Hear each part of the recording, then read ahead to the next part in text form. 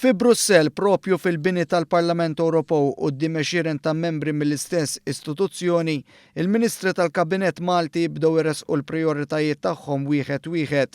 Hemm mhux biss tkellmu dwar il-viżjoni tal-Kunsill tal-Unjoni Ewropea, presedut mill-Presidenza Maltija, iżda wieġbu wkoll għad-domandi tal-membri parlamentari Ewropej.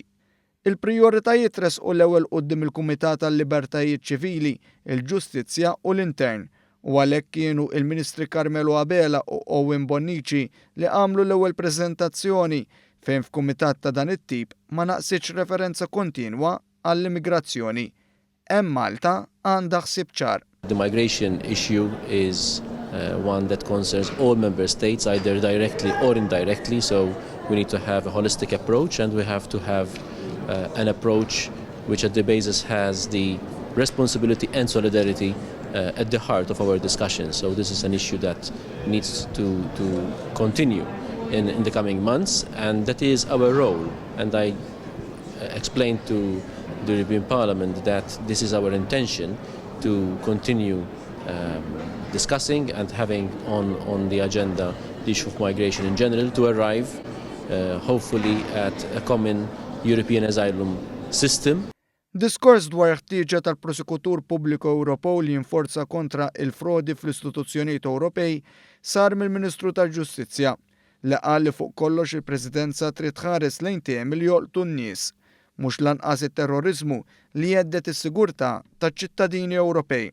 To push forward files which will make a difference in people's lives. So what we did today is to stress the point that Malta will be an honest broker in order to attain progress on files which are of direct relevance to what the families, the businesses and citizens in Europe at large feel about issues pertaining to justice. One of the issues which hits hard at the heart of the European community is terrorism, and we explained how we're going to increase the work on the files which were already in good progress before in the previous presidencies. Fuq tema differenti il-Ministru tal-Ekonomija Chris Cardona u l-Ministru Bonnici deru quddiem il-Kumitat għall-Affarijiet Legali fejn fost oħrajn tkellmu dwar l-Aġenda Diġitali Ewropea, xi ħaġa fejn fi kliem il-Ministru Cardona bilanċ huwa kruċjali fil-waqt li hemm impenn biex jingħalaq trattat dwar l-aċċess ta' ċerti pubblikazzjonijiet għal persuni b'diżabilità. One of the issues was copyright.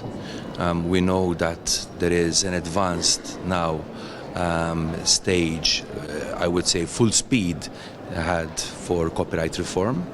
Of course, there are still some technical issues which are being discussed. Most importantly, in the view of the Maltese presidency, is to close the Marrakesh Treaty before the end of our presidency, and that is a commitment which we are working very hard on.